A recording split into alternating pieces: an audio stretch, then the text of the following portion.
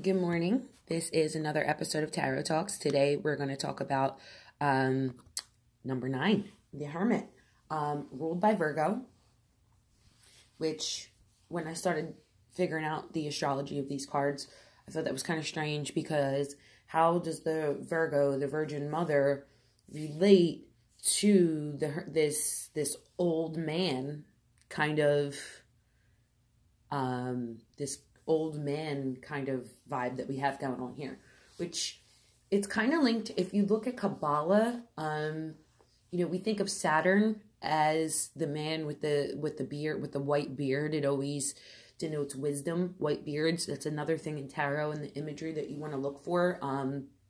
If you see a white bearded figure, you're always going to have that sense of experience and wisdom there as well. But Saturn, we look at this, we think of, it's this man who eats his children, but actually Saturn is the great mother. Saturn is actually female.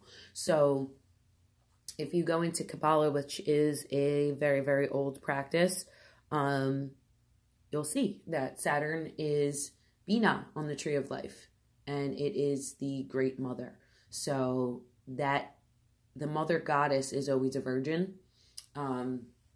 because she produces without the help of a male, but her first procreation is a male, and then after that she works through the male or along with the male to produce other creations in life, and then those creations go on to create. Right? So 9 is set apart from the other numbers, which, what is a hermit? A hermit also is a person that sets themselves apart from the crowd. They isolate themselves. And that's because once you have reached the level of the hermit, you understand humanity, but humanity does not understand you.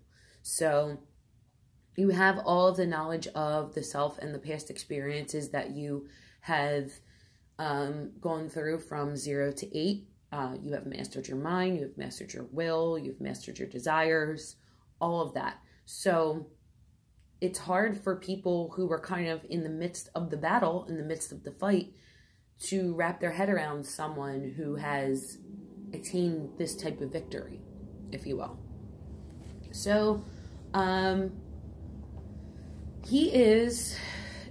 Another strange thing that I noticed in the imagery of this is when I was reading up on alchemy, it seemed like, and this is, I cannot say that this is true fact, but it seemed like the alchemist who worked with, there's literal alchemy where you can work with chemicals and all that, and nobody's trying to make gold. That's just get that out of your head.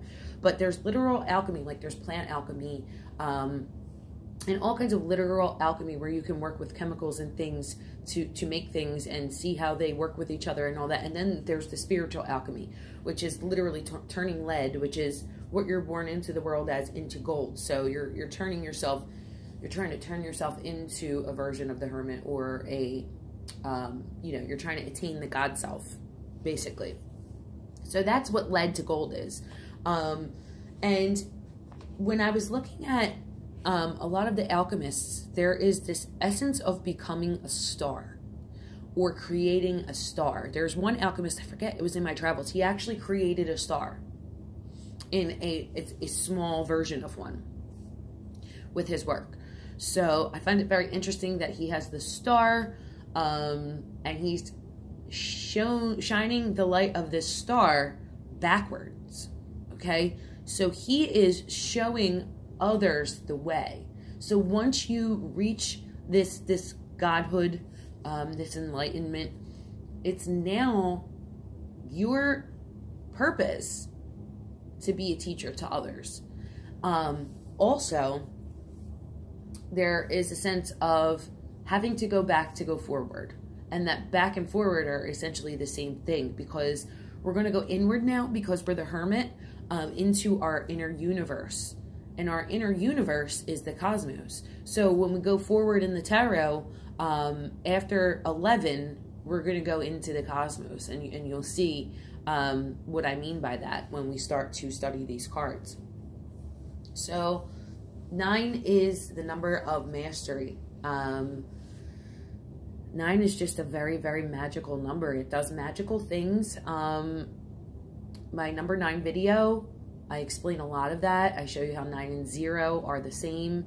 It is the number of the Great Mother, which is Virgo the Virgin. And also the Virgo the Virgin, there's a sense of being absolved and washed clean because you have taken on a new form now. So, and you'll see that in the resurrection card that comes up as well. And there's the justice card as well. And that's going to have the sense of before you can move into this world, you're going to have your heart weighed along with the feather. Like that Egyptian sense of the scales and being adjusted and perfectly adjusted before you can move further into this universe, you know, and know the answers of the universe and understand the mysteries. So number 9 is the end of, for me, I feel like it's the end of the human experience. It's when we have lived through many, many cycles and many, many lifetimes, and we finally gathered enough information and we become enlightened enough to, as a spiritual being, to move forward in our cycle of life. It's beyond this world. So that was the breakdown of the Hermit, and we're going to go on to number 10, which is the Wheel of Fortune, and we got some good stuff coming. So I hope you enjoyed this. I hope you have a great day, and stay tuned for more videos. Thanks for watching.